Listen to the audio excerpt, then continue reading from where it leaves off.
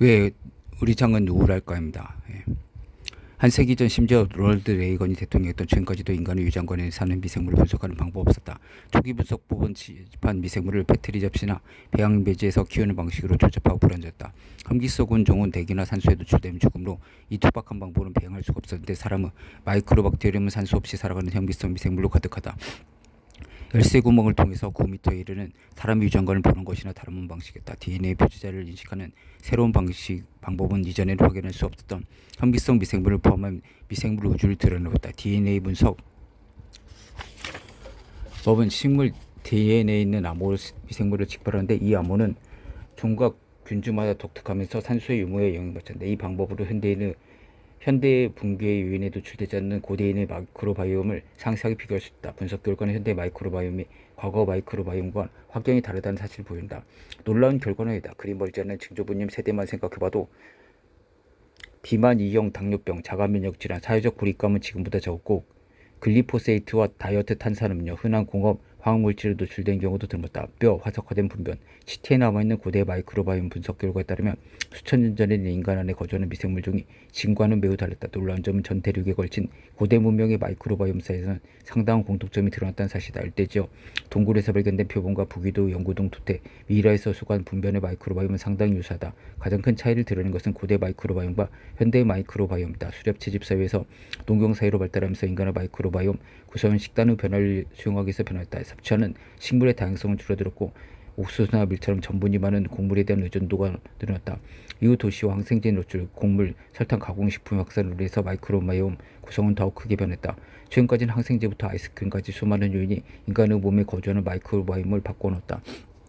현대 마이크로바이옴과 비교적 최근인 1960년대 세균종을 비교해보면 그 어떤 조상보다도 21세기 현대인의 유전관 속에 서식하는 세균종 수가 확연히 적음을 할 수가 있다. 마이크로바이옴을 통과시키는 요인들은 세균종의 다양성을 줄이고 규모도 감소시켰다. 거대한 고속도로에서는 많은 종이 뺑소니로 인해 사라졌다. 현대인은 분변 표본에서 미생물을 분석하면 이제는 락토바실러스, 비피도 박테리움을 비롯한 유익균은 극소수만 남아있고 대장균, 시겔라, 슈도모나스를 비롯한 분변 미생물이 유전관에서 지배종으로 자리 잡았음을 알게 된다. 그러나 현대 마이크로바이옴에서 사라진 종이 무엇인지는 알 수가 없다. 정확하게 어떤 종이 사라진지를 알려줄 출생 기록도 유형도 없으므로 우리 현대 마이크로바이옴과 과거 마이크로바이옴을 비교하는 데 의지할 수가 없다. 잃어버린 미생물을 찾아내는 데는 그 필요성이 의문스러울 뿐만 아니라 현재 존재하는 미생물을 분석하는 일보다 더 힘들기까지 하다. DNA 분석법은 여기에 빛을 비춘다. 최근 국제연구팀은 기념비적인 노력 끝에 이전에는 확인되지 않았던 세균 수천 종을 찾아냈다. 연구를 통해서 이 귀중한 미생물 발굴물을 어떻게 활용할 수 있지에 관한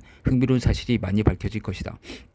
유사한 연구 방법이 지구에 남아있는 수렵 채집인의 마이크로바이옴과 유물로 남아있는 고대 마이크로바이옴과 적용되기에 곧 우리는 잃어버렸던 수많은 종의 목록을 손에 줄 것이다. 어떤 원주민들은 항생제나 처방전 약품, 현대 서구식 식습관에 노출되지 않은 채 여전히 수렵 채집인으로 지구에 남아있다.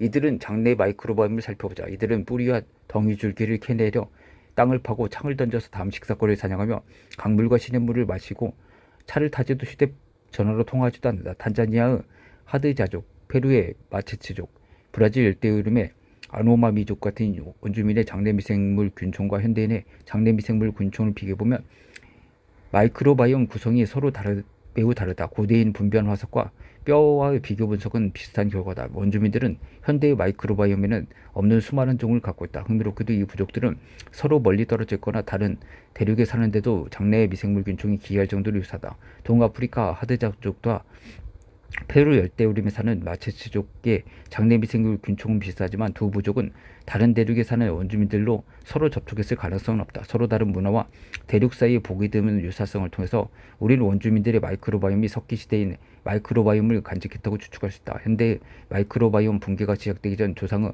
마이크로바이옴, 인간 진화 일부로서 존재했던 마이크로바이옴 말이다.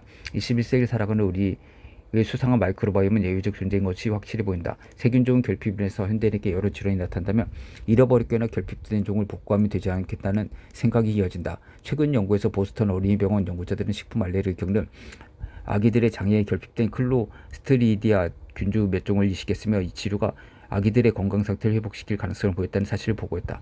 비록 예비 결과에 불과했지만 점점 더 많은 어린이가 겪고 있는 땅콩, 달걀, 생선 등에 대해 흔하고도 위험한 식품 알레르기를 해결하는 데 도움이 될 수가 있다. 현대분 대부분이 잃어버렸다고 여겨지는 또 다른 세균 속으로는 옥살로박터가 있다. 이 세균은 결장이 살면서 견과류, 시금치, 비트, 초콜릿 같은 음식에 흔하게 들어있는 옥살산을 열심히 분해한다. 현대인과 대조적으로 하드자족과 아노마미족 같은 원주민 대부분은 옥살로박터종을 풍부하게 가지고 있다. 이런 종을 잃어버린 현대인들에게는 옥살산, 칼슘의 성분은 고통스러운 신장결석이 자주 발생한다. 가장 우려되는 점은 주로 어린이들이 항생제를 먹은 후에 옥살산 칼슘 신장결석이 결리는 비율이 증가한다는 사실이다. 옥살산 칼슘 신장결석을 앓는 사람들은 장내 미생물 균총 구성도 변화할 가능성이 있다.